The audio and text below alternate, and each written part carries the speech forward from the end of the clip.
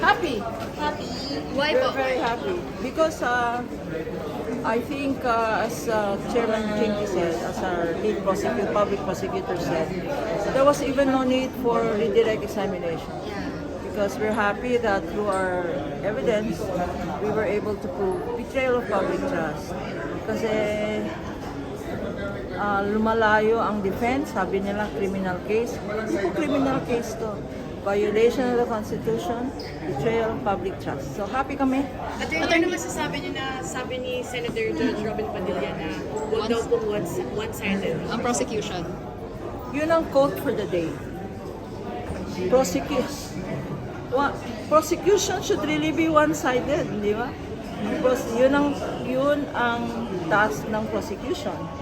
The defense is also one-sided because they have to prove the defense, di ba? So both sides should be one-sided.